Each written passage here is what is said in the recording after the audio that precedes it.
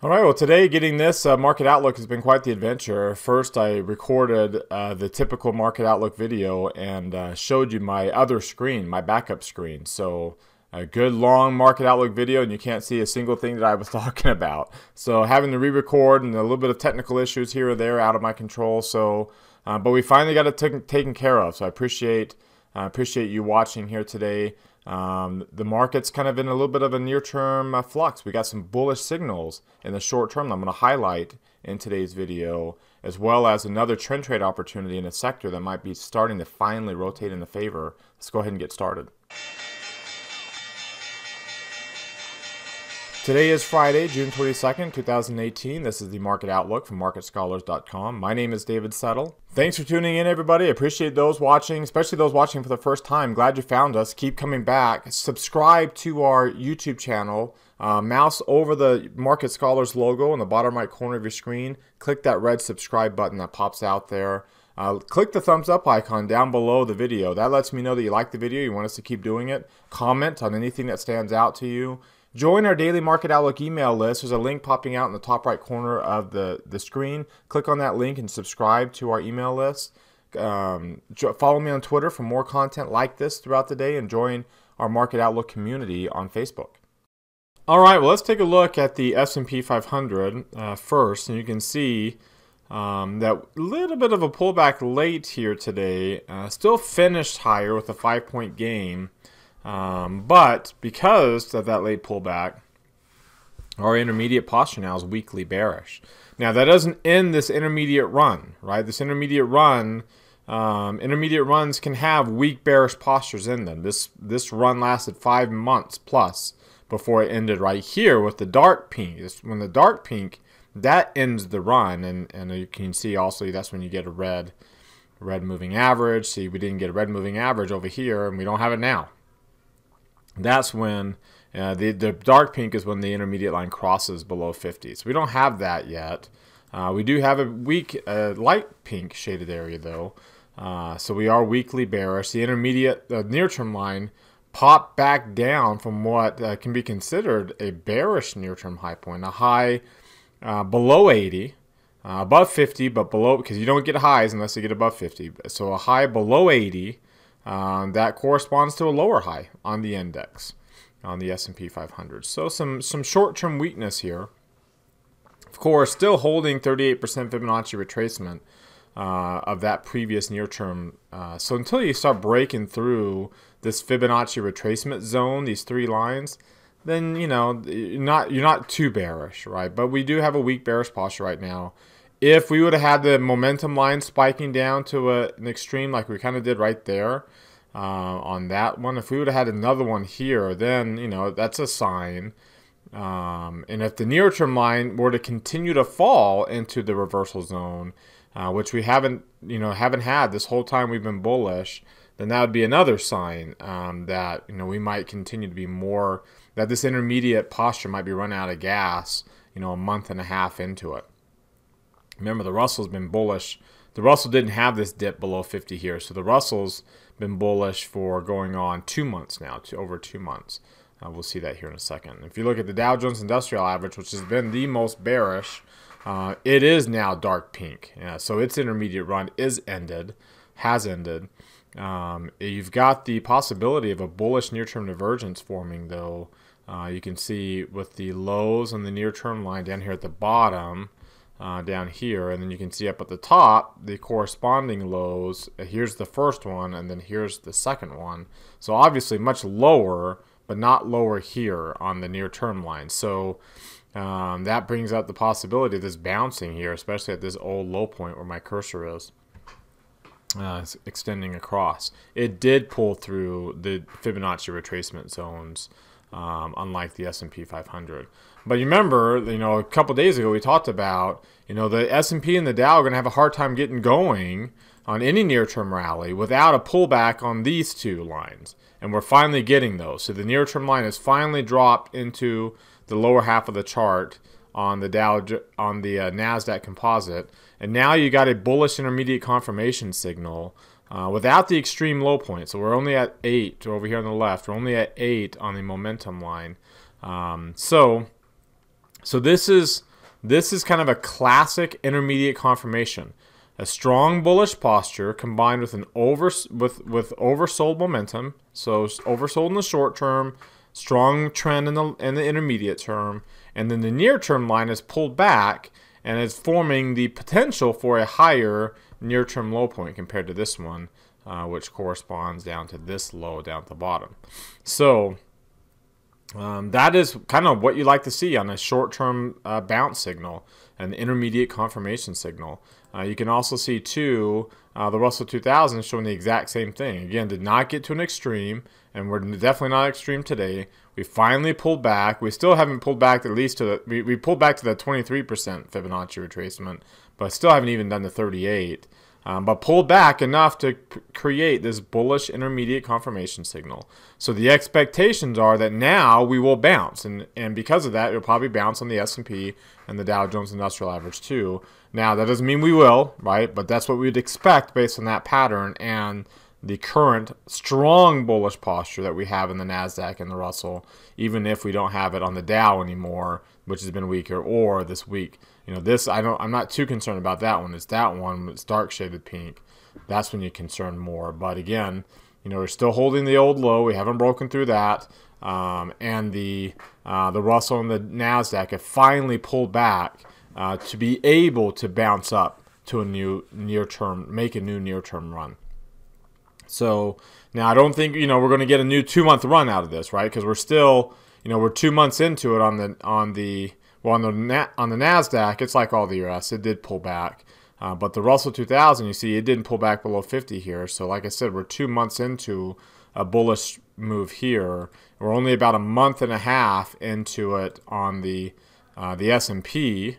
So I have to zoom back out so you can see it here, and then zoom out on the Dow. So here's, you can see kind of visually how this bullish intermediate run lines up with that one, lines up with this one that we're still in, and then this one's a little bit longer because it started way over here. It actually started, yeah, kind of in that area. But when we turn, it starts when you turn dark green.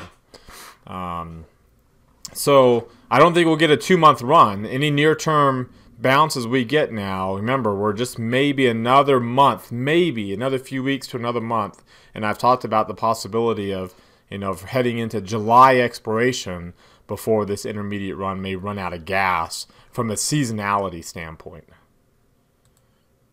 All right, now we take a look at the long-term chart and see what's going on from the long-term basis. We had a down week on the S&P 500, but still above the 50-day moving average. That's different than the Dow, which closed below its 50-day moving average. So still above a rising, but its 50-day moving average is falling. You got some weakness there. You can see the gap between is now falling down too. So a little bit of weakness. That doesn't mean the trends change. You can see the MACD has been falling this whole time, and we've talked about with the S&P that it's going to go up and down as we grind our way towards zero. We'll get arrows. We'll get more arrows up and down here. I don't think we'll be testing the 200-day moving average anytime soon. You can see the NASDAQ forming a little bit of a harami candlestick pattern on a weekly chart, but still above a rising 50-day moving average, and its 50 and 200-day moving averages are rising too. At least the gap between the two is rising. A little bit of a divergence setup potential on this long-term chart. Now remember, it's a long-term chart, so it takes a long time for that divergence to play out.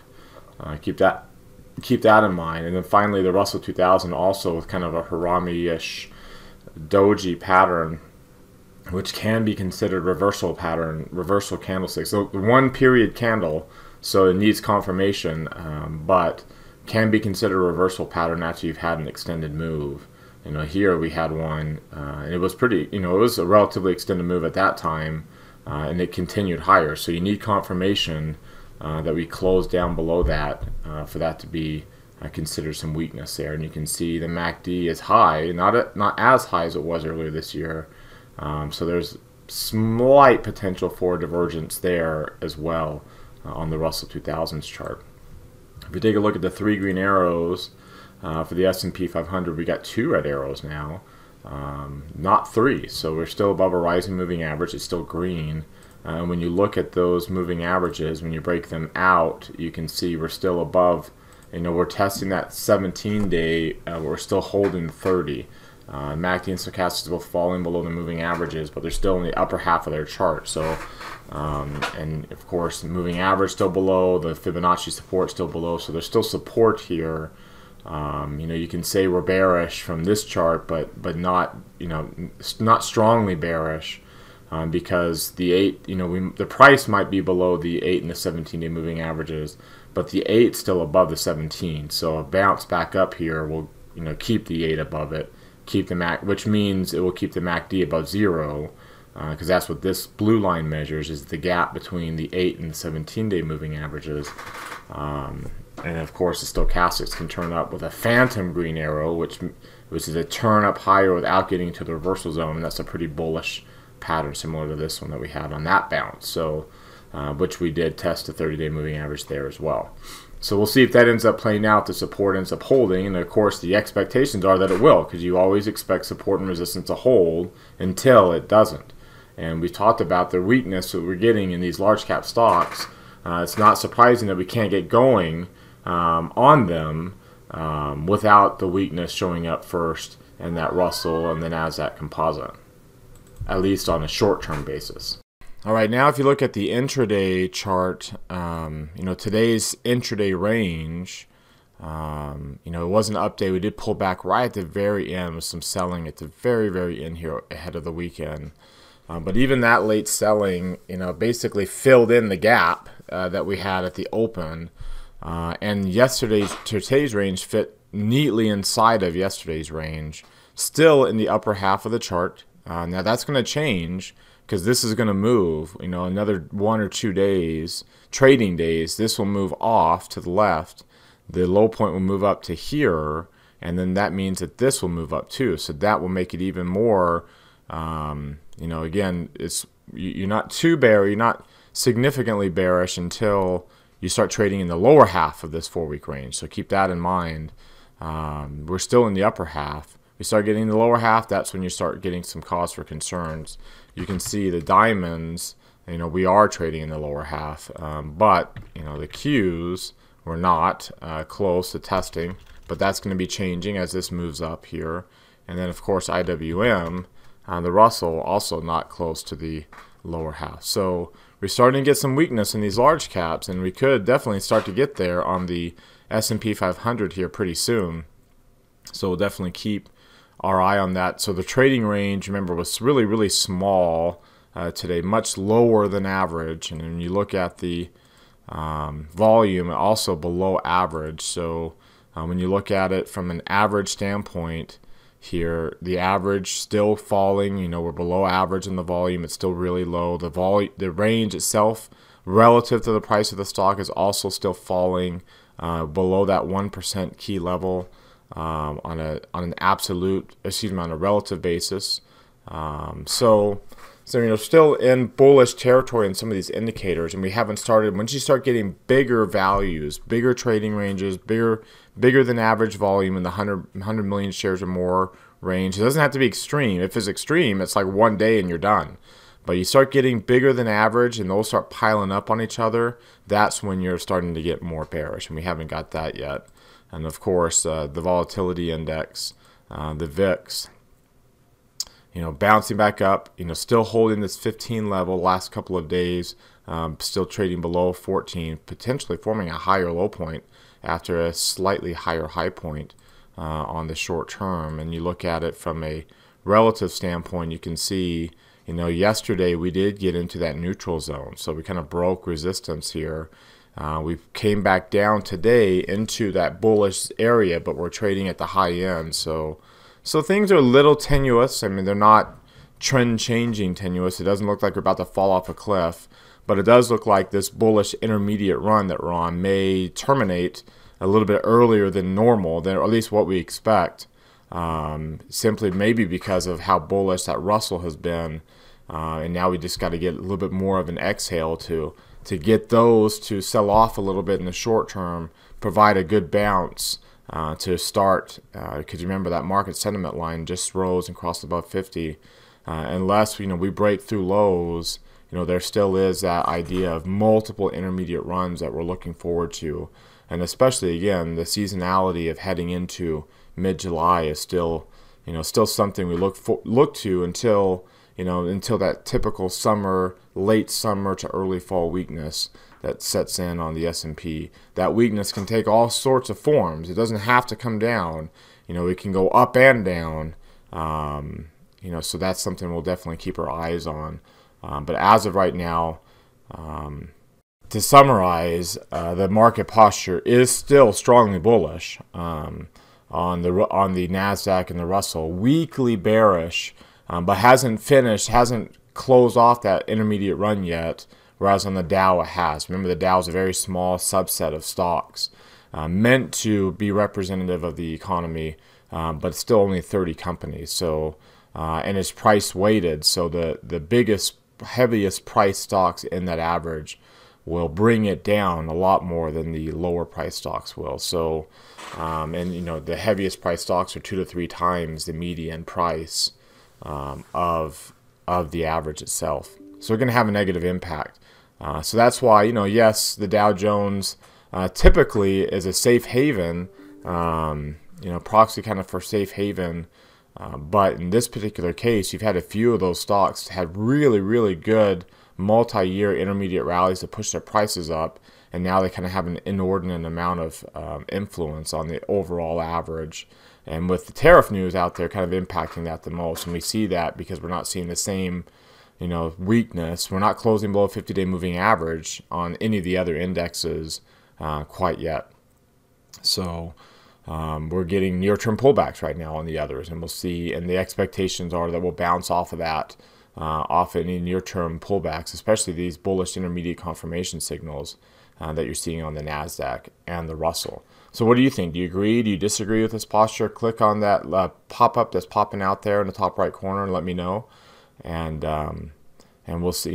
If you disagree, if there's something you see that we didn't discuss that makes you more bearish or expecting more bearishness here in the near term, then comment down below in the comment section. I'd love to see and hear your thoughts on it. All right, now let's take a look at what's driving the prices here today. And you can see the biggest mover today was crude oil. Crude oil prices took off like a rocket. If I were just to zoom in today, up 5.25% USO, and that's coming off the heels of that OPEC meeting and their production deal. You can see the bullish impact that's had. 5.25%. International stocks have rallied, especially emerging. Up 1%. Not a whole lot of gains, but up 1% there. You can see the biggest loser on the day was small cap stocks. And again, they've been holding up so much while the rest of equities have been pulling back. That not surprising that you'll see a little bit of a pullback there. Down 1.5% finally. If I were to zoom back out and just look at the week that was here, so right here. Again, crude oil is already pretty strong heading into this. It was up 2% for the week, and then now up over 7%. So big rally. The dollar did not drop. It dropped a little bit here. It's been falling off of its highs. It had a big start to the week. It's been pulling back. Because of that, gold has been down a little bit because it's still relatively a top outperformer. Small cap stocks, even though with this weakness here, small cap stocks still finish. Oops. I'll be right. Here we go. Small cap stocks still finished higher than large cap stocks for the week, even with today's weakness. And emerging markets, you can see they've got a lot of ground to make up. Emerging markets have had a bad couple of weeks. Here's the 2-week return. Here's the 2-week return for small caps. They have been rallying and was up a little bit here too, and then now it's pulling back, but still outpacing large caps for the week. Treasuries here in blue where my cursor is right here, it's finished the week stronger than high yield did, which is this one. So that's an interesting little development, not necessarily risk on. It's a little bit of mixture, or this is a 2-week, mixture of risk on and risk off. And you can see gold struggling with the strength in the dollar the past couple of weeks. If I were to zoom out and look at the 3-month version of this, again, you can see why there's some weakness right now in small caps. and you see emerging markets in gold have been struggling with the strength in the dollar over the past few months. So they're down 6%, with small caps up 12% in the 3-month period, with the S&P 500 up 7% in the 3-month period. This including this is SPY. So that's a pretty decent return over a 3-month run, considering that we were so negative before. So we've kind of flipped the script, and that tends to be kind of an area of short-term weakness when we've had that much of a return over this small period of time. Now we'll take a look at the sectors and how they're performing, and I've got them ordered here in their returns for the day. Here's the S&P 500s over here on the right. So these 7 sectors outperformed, and it was these. And you can see the ones that underperformed are discretionary, pulling back. Kind of looks like the Russell 2000 there, doesn't it? Technology continues to pull back towards its moving average and now has a bearish posture, and financials continue to really struggle. So they're really dropping and pulling back here. On the other end of the spectrum, you still have bearish postures in materials and industrials, and they're kind of at lower ends of the intermediate line and falling. They're below falling moving averages. On the other end of the spectrum, you can see some of these safe haven areas. Utilities has now got a bullish posture above a rising moving average. Real estate, bullish posture, rising moving average. And staples, bullish posture and a rising moving average above a rising moving average. You also see healthcare too, bullish posture, rising moving average. So we've kind of transitioned from the previous leadership here, excuse me, discretionary technology and energy was, and it weakened up a little bit earlier than these two have. They've kind of held their ground. This was a rising, but you can see it's starting to come up here. Not quite above its moving average yet, but it's got a rising. It's green again with today's bounce, and of course materials also bouncing, closing above the high of a low day, but still got a bearish posture and below a moving average. So I wouldn't put a lot of stock into that. But your safety trades, especially like staples, again, closing above these highs, that's a positive development for this sector. It's been so beaten up for so long. I show you the 6-month chart, and there's staples is such a laggard, and then there's utilities has also been lagging relatively recently, in real estate stocks. So they're starting to move their way higher and rotate in, and these two, which have been so bullish, are starting to rotate back out. And energy, which was bullish and had pulled back, you can see today's bounce maybe starting to come back up and regain some strength too. All right, one stock in particular that in that consumer staples area that may be breaking out here is Mondelez. You can see it's been pushed down just like everything else in staples, and it started to rally here recently. The problem is you got this old low point, this pretty significant low point according to the MACD and stochastics, and we had a lower low. Here's your lower highs, lower lows, and we're bouncing up and we're forming a high point here, but you see that we're kind of getting stuck at that old low point, right around 40 3/4 in that area before today, and it busting through with some pretty decent. I mean, it's average, a little bit above average, but it's been average volume. So we're kind of pushing up higher through this. Now we might pull back a little bit and retest that, maybe even retest the 30-day moving average here, because you see on other charts like we're starting to cross through the 50-day moving average. Still below the 200-day moving average, but you're rising and you're starting to make a run potentially like this, like we did back here. You look at the Bollinger Bands, and Mondelez is definitely pushing through the Bollinger Band. It has pushed up through it here, and now we're still continuing to trend and push up against that top line. The bandwidth still has some room to go, similar to these moves, even this one back here. And then you look at like the DMI. Another indicator we like to look at here at Market Scholars. And you can see it's the positive index, the blue line, starting to rise and close to rising above 25, which just kind of makes a decent move. We've looked at parabolic SARs in the past. Here, let's go to the 3 green arrows. And let's just get rid of these here. And we've looked at parabolic SARs as well in previous technical analysis classes. Let's pull up Mondelez here. So there's your breakout move. You can see it on that chart, on the weekly chart. You can see we're starting to break out and make a move. We got a higher ADX, so we got a strong trend. trend here, and we're making, you got that potential now for a trend to develop. Similar again, like what we had here. Whether or not we get up, past these, we're already getting kind of past that old low point. So now we'd have to get kind of that next stage of a trend confirmation, is that it gets up above this old high point. Which there's going to be some pretty decent resistance there. You can see multiple touches along the way at about 42.5, 42.25. So that's kind of the next area. But again, Staples has got some opportunity to outperform. It's been beaten up for so long. It's starting to rotate in the favor. So there's an opportunity for a trend trade to ride that trend as long as it takes. See what it does. It might last a few weeks. It might last a few months. It might last a little bit longer, because it's been, again, as I look at the sector rotation here, Staples has been so beaten up, and that's just over a 6-month chart.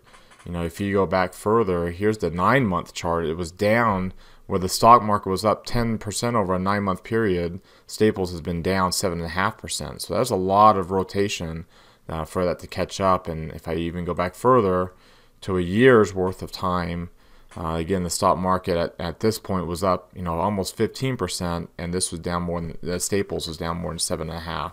So needless to say, there's some opportunity for safe havens to rotate up into the top end, and for these leaderships to rotate down, at least in the short term. And remember, we've seen in the past where these have done well when the markets have been bullish, where these have started to outperform.